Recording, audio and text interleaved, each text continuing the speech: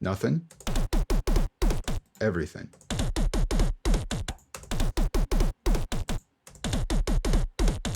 What's up? I'm Signal, and after this video, you're going to be more confident with your EQ cuts. We all like to boost the EQ, just go like this. But that can bring up harsh and muddy frequencies. And before you can even cut out harsh or muddy frequencies, you have to figure out what that means, and that's like the hardest part. So the focus here is finding the undesirable frequencies. How can you be confident in your decision once you cut out the frequency? That was the hardest part for me, at least, because cutting out your mids can be detrimental. It can really hollow out your track. But we also want our mids to be like that, where here's our highs and here's our lows. It's not as delicate as it seems, but it's easy to fuck up. So if we look at this mid sound on span,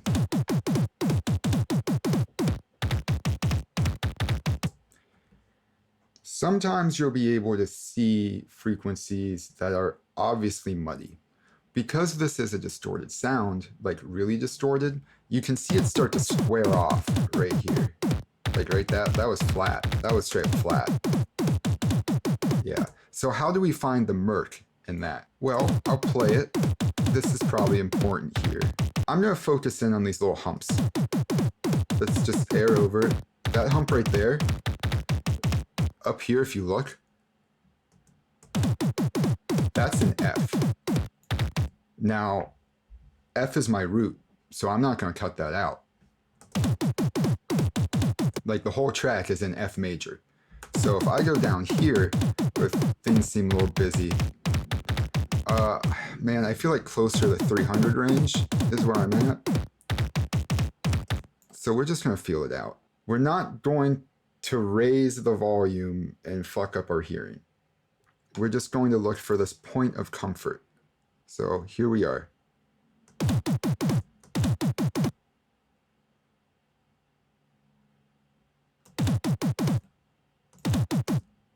I'll actually cut it out a lot too, and that would do a lot like this. And then we'll raise it back up, right? Okay. That right there, you can hear the sound obviously change.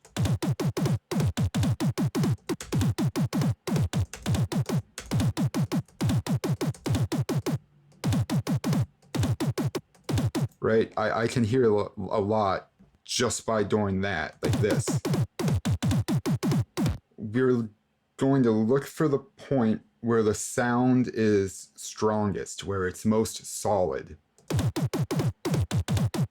Right there, it sounds way better than when it's down here. This is more of the body, probably. I can feel myself fucking up the sound when I start cutting out down here. And this is very contextual to this specific bass sound. Now, if I go up,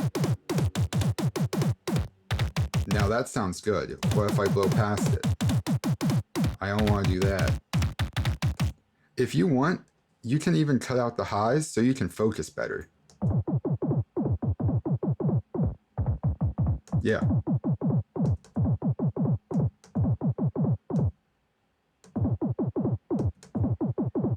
Here you can get more like that laser beamy pitch shifty sound.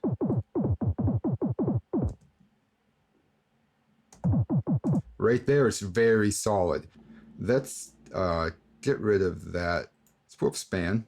So again, I know this is my octave. So let's just go right below that.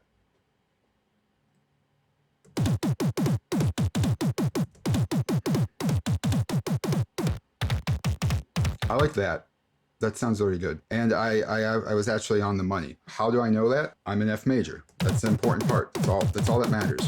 This right here, C sharp. So let's raise it. That just went to D sharp, and that's for C sharp ends. So let's raise it like that. Tighten it a little bit. Get rid of it. Bring it down. Get rid of it. Now you can hear the initial pitch shift. It's cleaner.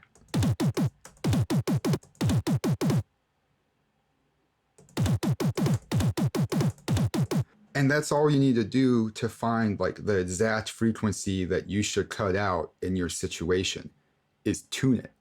You tune your EQ.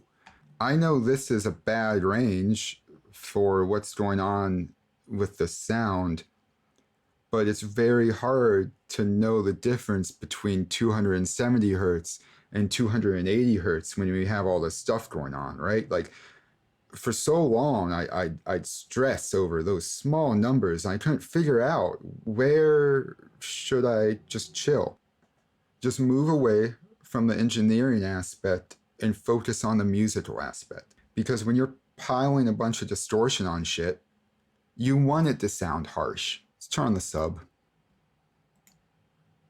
I'm going to bring up this span. Already, I want to cut some stuff out. Just a hard 30. Because the lowest bass note is a C, which is like 32.5, I think, hertz.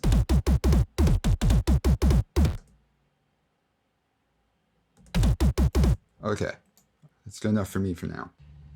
Let's cut out the high end on both of them at the same time, and that acts a little bit like glue.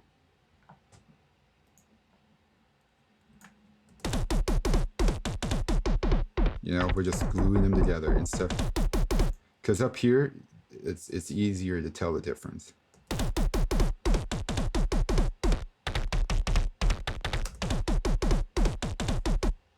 See, that's really high, but let's see how that compares to my sub.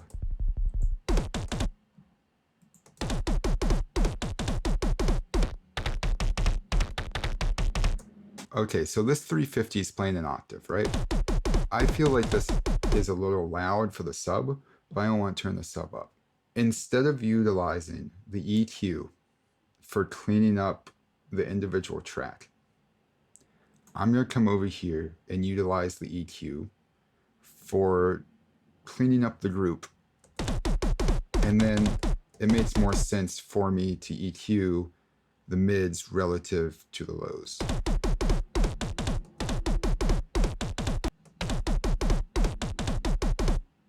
Now, I don't really like having to turn down the octave like that. So if you look down here, I'm going to mouse over 355 and move it up to 364, or right where it clicks into an F sharp, about 360.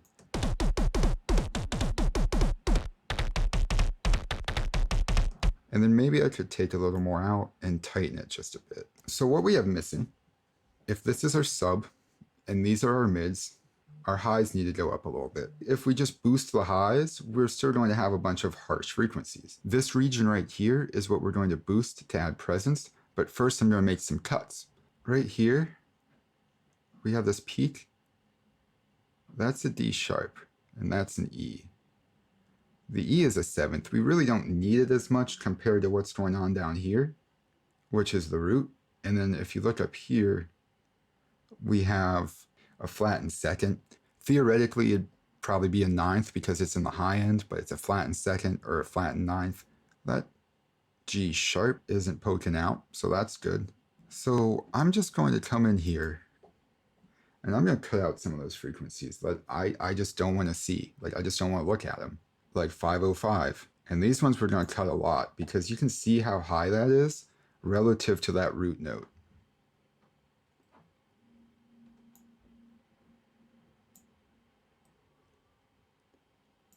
So about 585. And this is the range where detail is going to be really, really nice. And then this B here isn't really poking out, but because I do intend on a rather drastic boost, I'm just going to cut out the B. 7.76K, somewhere around there. Make it real thin. Now let's look at it. See, there's an F. That's our F. That's our E. This is a D sharp. Our C's poking up right there. Excuse me, our D's poking up. That's a sits. Our C. We could cut out another C sharp. C sharp seems to be a problem here Gonna add another EQ.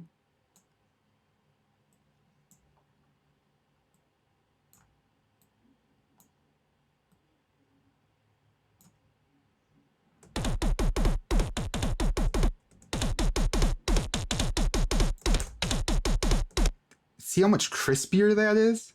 Like, that's the best word for it too, it's crispy.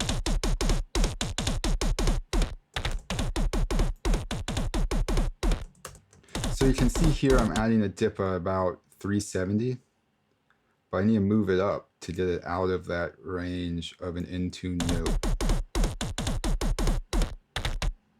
Sometimes when you make basses, there is this stereotypical EQ in about the 750 to 900, 1000 range. I think that sounds good. Let's throw a distortion on it.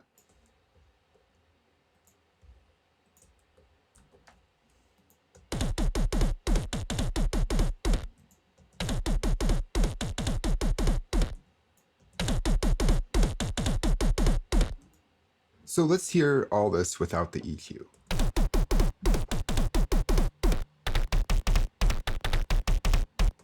Then I have the cuts, the boosts, and some saturation.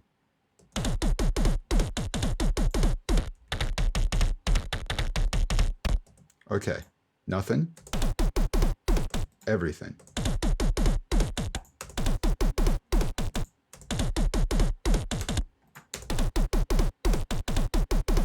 And that's how you can remain confident in your EQ cuts. Just make it musical. In the context of your track, you can't worry about the number. You worry about the note. Because this is distorted to the point of harshness, I cut out of tune harshness, and then I boosted the in tune harshness. All right, that's it. Don't make it complicated. Just tune your EQs. Don't forget to like, comment, subscribe. I've got Patreon if you want to check out some samples. I make my own wavetables. And don't forget to check out my music. The link to that is in the description.